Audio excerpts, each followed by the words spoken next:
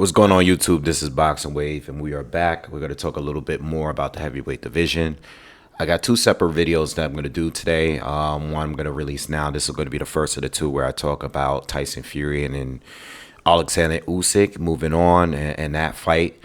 Depending when that fight is going to happen. I don't believe it's going to happen on December 23rd, which is the date they agreed on. I just think it's a little too soon, especially because of the fact that this fight with Ngannou actually was really, really competitive. All right, but that will be the next fight unless something changes. That will be the next fight. Excuse me. The second video I'm going to do is I'm going to talk about Francis Ngannou against Deontay Wilder or Anthony Joshua and just give you my thoughts on that fight and how I think those fights can go. If you guys were here yesterday, I did go on live and I did speak on just gave a recap of the fights over the weekend, including the Oshaki Foster fight and also the undercard fights that was on Fury against Ngannou. All right, so if you haven't already, check that out. That was the Wave Report number 24. Plus, I had guests come on and share their thoughts on the fights and stuff like that. All right. But in this video here, we're going to talk about Tyson Fury and Alexander Usyk. I did get a chance to watch a few interviews with Tyson Fury after the fight. I mean, even outside of the ring and stuff. I think the only question right now is whether or not if the fight is going to be in December or not. I don't believe it will be, but I do think that the fight is still going to happen. I mean, Fury is consistently saying that fight is next. Okay. I know prior to the fight, he was saying that Usyk can't pull out of the fight and, this is what they agreed on and he's going to, sue him or whatever. But now that this fight happened and this is actually one of Fury's toughest fights in his career, I just don't know. December just seems quick. We're basically in November now. That would mean that he would have to begin camp probably in a couple weeks, and I doubt that happens. He said something about having a newborn and, having really spending time with the family. You know how that goes. When fighters fight now, they want time, family time. Fury has a lot of kids, so I'm sure he's going to want to take some time off. And not only that, but I never really believe what these fighters say right after the fight. I even said that I wouldn't be surprised if Fury were to retire. One thing he's been consistent about is the whole the unification thing and the undisputed thing. He's been like that for a while. I even heard him say at one point that, he always says he's lineal champ, but he's also said things like, I've held all of the titles before, and not all that at once, but he's held all of the titles at some point. You know what I mean? When he beat Klitschko had all the remaining titles outside of the WBC. Wilder had it at that point, I believe, and now Fury's currently holding the WBC, the one title he didn't have before. But Alexander Usyk now has all of the other titles. So I don't think Fury cares about undisputed. I think Fury cares about the money. I think he cares. I think he's big on risk versus reward. I think he doesn't like to go into back-to-back fights with tough, high, elite level fighters. There's nothing in his career that shows that he likes to go and have several fights with some of the elites. You know what I mean? I think he likes to take a tough fight every once in a while, and in between that, he'll have his tune-ups. Francis Ngannou was one of those fights that I think most of us believe that, yes, it's a fight that he could have made a lot of money from, but it was also a fight with someone that has never boxed professionally before. And we believe that it was going to be just, is he carrying the fight? When does he want to knock him out? It was all those kind of discussions. It was less talk about Francis actually being a tough opponent. And if Francis were to win, I think most of us expected Francis to knock Fury out. It wasn't going to be Francis winning on points and outboxing him in certain portions of this fight. All right. So now that that's all over, let's talk about Fury and Alexander Usyk. Now, I spoke about this yesterday, and the main reason why I wanted to make this video here is because I want to tell you guys that this fight with Ngannou doesn't change my stance that much on how the fight with Fury and Usyk will go. All right. I've always thought that that fight was kind of 50-50. There were times that I've switched, but recently I've thought that Fury would win the fight. Watching this fight here, I think people need to forget. I know that everybody's hyped. I know that a lot of people feel that Fury is overrated. I think in some ways, yes, Fury is very overrated. I've heard people and fans say that he's the greatest of all time, or or even say that he's one of the greatest of all time. I've been asked by people that view the channel, do I believe he's top 10? And I've said no before, and I'm saying no again. I think his career is incomplete. I think most of these guys in the heavyweight division's careers are incomplete. There are certain fights that they just haven't happened yet. You know what I mean? And I actually give the most credit for Usyk, because Usyk, being a cruiserweight, fighting at one of the more competitive times in the cruiserweight division, much more competitive than what it is right now. Going up to heavyweight, he beat Chisora, which I thought was pretty closer. It's closer than what the scorecards will probably read, but he beat Anthony Joshua twice, and, of course, I would love to see fights with Fury. Of course, I still want to see fights with like a Wilder. That would have been cool. But Usyk is just trying, and he has one goal, and he's just trying to be a 2-division heavyweight champion. Undisputed heavyweight champion. You know what I mean? And Fury, again, once we start going into greats of other generations, I just think that these other greats did much more. And I'm comparing them into, the AJ, Wilder, and Ruiz, and all of these other guys like Fury himself. All of these other guys, I just don't think that, I need a little bit more, and I think if Fury is to beat Usyk, I think then we can start to have that conversation. But, just beating Wilder, yes, you dethroned Klitschko. You are the first to do it. That's great. But just beating Wilder is not enough. It's not enough. I think we need a little bit more before we start just saying that he's greater than all of these guys. Everybody else on his resume is not that good. They're just not, and I think there's been tougher generations when it comes to heavyweights. I think there were more elite fighters at different periods throughout history. And I just stamping this guy as the greatest or one of the top 10 at least it's just not enough for me, at least for me. And I'm not basing that off Francis Ngannou's fight. I would have told you this before. I've said it before in here. You know what I mean? So I think the Usyk fight would put an extra stamp on there, being that Usyk is undefeated, cruiserweight, undisputed guy coming up. He's now he's unified champion, beating Anthony Joshua. You know what I mean?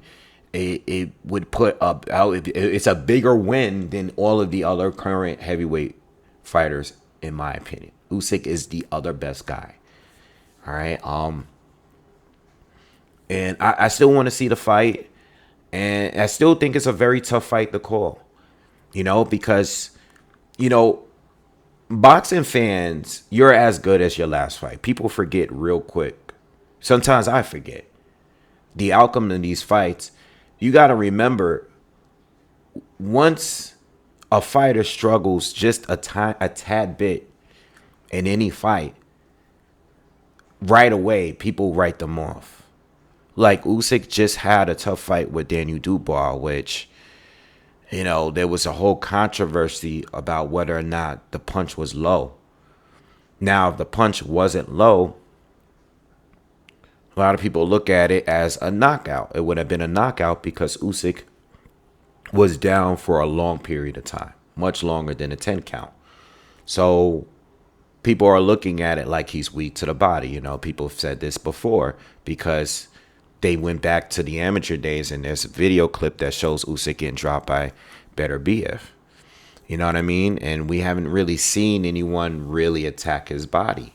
So people are assuming that, Fury would go to his body and stop him. All I know is that after the Daniel Dubois fight, whether you thought it was controversial or not, most people were saying that Fury would beat him just based off that performance because he struggled a little bit in the fight, right?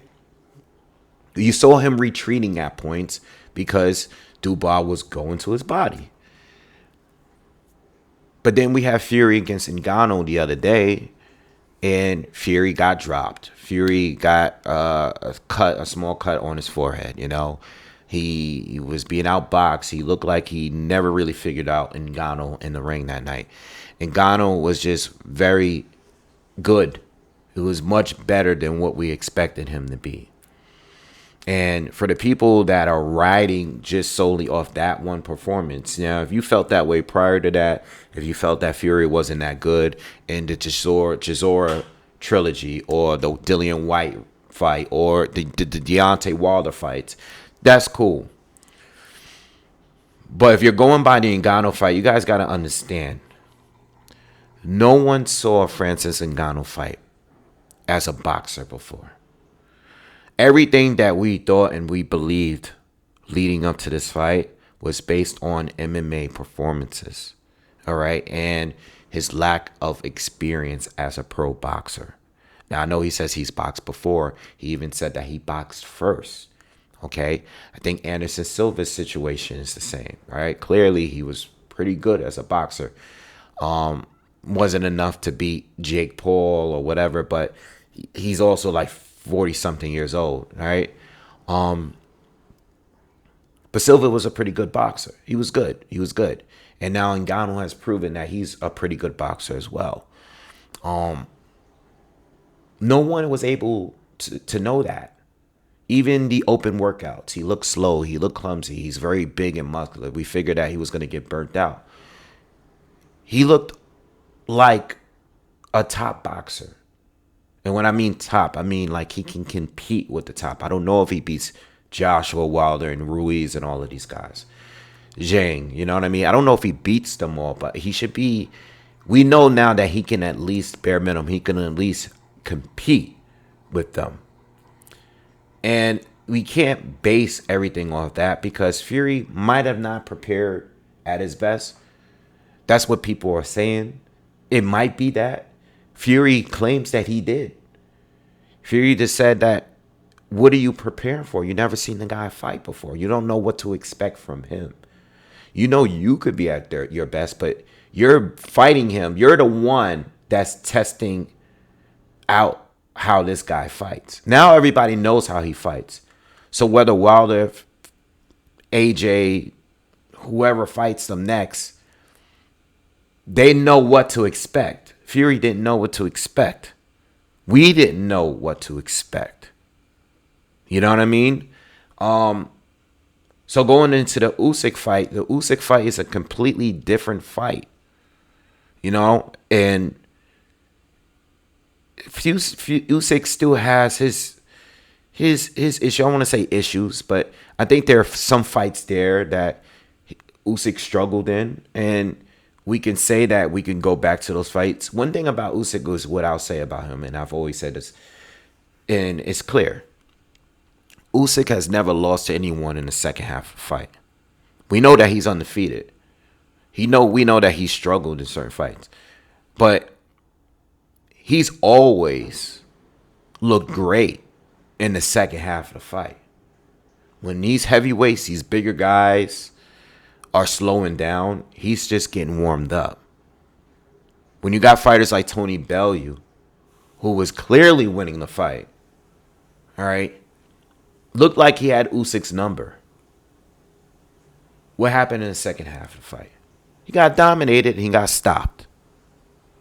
You know what I mean? And, you know, if Fury can't stop him, that's another thing Fury's going to have to worry about, especially with him being older as well. I mean, they're both around the same age, but Usyk is still outworking everybody that he's facing. I mean, his conditioning is at top tier. You know what I mean? So if the fight is competitive and close in the first half, you got to worry about this guy stepping it up in the second half. Michael Hunter, Maurice Briedis, Tony Bellew, Anthony Joshua. You know what I mean? The list goes on and on. Usyk always steps it up in the second half. I think you still got to understand, too, with Fury. And I like to go back to the Tony Bellew fight because I think Tony, I don't want to say he did the best because Briedis won clearly the first half of the fight, you know, and I think so did Tony. I just think that what they were both doing were different. And I think what I would expect Fury to do is something similar to what Bellew would do. Not so much with Briedis. You know what I mean? I think Briedis is a completely different style from Fury. But I say Bellew because Bellew did a great job at controlling range, keeping, you know, Usyk at the end of his jab, keeping Usyk right in front of him. You know, Usyk would try to move to his right. Bellew would pivot and step around and move with him every time and kept catching him with that right hand. Usyk didn't do a good job moving his head there. And Bellew did a good job landing right hands to the body and keeping him on the outside of his jab. You know, I think Usyk did a phenomenal job coming back later and step it up and making it a dogfight, which won him that fight. But Bellew did a phenomenal job when it comes to controlling range, which is something that Tyson Fury is very good at doing. He wasn't good at doing it here. You know, but I think if they were to rematch, which I don't want to see a rematch, please. I didn't want to see this first fight. But with Fury, if there was a rematch, I would personally pick Fury because now he knows what to expect. You know what I mean? Whereas you're just taking a fight and you're filling out the guy that you're fighting as the fight is going on. And the reason why Francis had so much success in those second and third earlier rounds is because Fury doesn't know what to expect here. He doesn't know what his opponent is going to do. You know? And not only was Francis making adjustments and being very versatile in the fight, but he was good at everything. Every adjustment he made was a good adjustment, and he did well at it. He was fighting well, fighting as a southpaw. You know what I mean? Even on the inside, the strength that wasn't there in a Wilder fight was there for this fight. You know, so he was very, very well-rounded, you know what I mean, in the fight. And that's part of the reason why Fury had so much trouble, because you didn't know what to expect here. It's not like Ngannou went on and fought an easier boxing opponent and dominated, but now we all see what he can do. It didn't happen that way. It's not like he went and tried and tested out boxing like Clarissa Shields did. You know, Clarissa didn't fight the top of, she went to PFL. Okay, she didn't fight the most experienced or the best champion in the UFC. You know what I mean? She didn't fight Nunes, you know? So it's like she went over there and tried it out. Ngannou didn't go over there and try it out. He went over there and did it at the highest level. Even if you don't think Fury's the best, Fury is the champion. And Fury has one of the best resumes as far as active heavyweights. He does. Even with all the cherry picking. That just goes to say where we're at with this heavyweight division. All right. It's not much really there. All right. So when it comes to Fury and Usyk, I think when it comes to Usyk, I think his conditioning is great. His volume, the pressure, his movement, obviously. I think Fury does have the tools to nullify some of those things, like some of the ways that Tony did early and Breedis did. Yeah, Fury and his jab and his right hand, it would work. Against Usyk. I don't think Usyk is the greatest at moving his head, but Fury can be the bigger man and use his size. There's certain things that Usyk can do that Ngannou can't. But you got to remember the size, the lack of size would be a factor in the fight. The lack, the things that Fury did against some of these smaller fighters, it would work towards Usyk, especially if it's a close range fight. All right? Or Usyk can go in there and dominate. I don't know, but all I know is that I don't think we should judge the fight simply off the Ngannou fight. If Usyk wins, it's just because he's better, and he's probably been better. I also want to say this when it comes to Tyson Fury. The best version of Tyson Fury that I've seen all these years was the Fury against Vladimir Klitschko. All right, he was lighter, he was too quick, he was too swift, he was just too agile. Even though it was a boring fight and he played it extremely safe, he wasn't trying to get the knockout.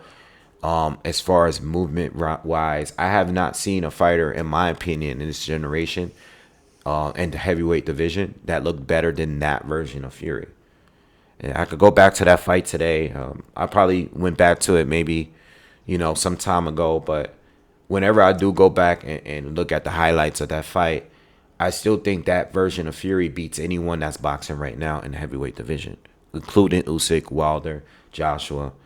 I just think that version, that's just my opinion. I think that's the best version of Fury. But that version of Fury is gone. It's long gone. And even though he joined Sugar Hill and added the extra weight and focused more on his power, I think he's lost some things in there. I don't think he's as agile. I don't think he moves as well. I don't think he, rolls the punches as well. You know what I mean? Or get out of the way of the punches. I think now that he made the sacrifice, or he made the decision of being heavier and using his size, it was a sacrifice. And that sacrifice is he lost some of his speed, some of his agility, maybe some of his stamina. He looks a little sloppy at times sometimes. And that's something that Usyk could capitalize on. You know what I mean? So I think we got to look at all of those things. You know what I mean? And then with Usyk, maybe Fury could hurt him to the body. You know what I mean? Fury would fight a different fight against Usyk. There's tape all over the place on Usyk. There was none on Francis Ngannou. There was none. We had to go in there and just, when I broke it down, I'm looking at the Cyril Gane fight. That version of Gane being so athletic and moving so well and all of this stuff. Gane looked phenomenal, when it came to the striking aspect in the game. Before he started getting taken down, he was clearly winning the fight. He was making Francis look slow, he was making him look robotic. But when he went in there with Fury, the speed, the explosiveness, all of that stuff, just the way he was able to get out of the right hand, duck underneath it, block it. He saw it coming and countering it with his left hook. Just wasn't expecting him to be able to do it against like Fury on his first fight there, So I don't want to say that Fury didn't take the fight seriously. Maybe he did, maybe he didn't. We will never know.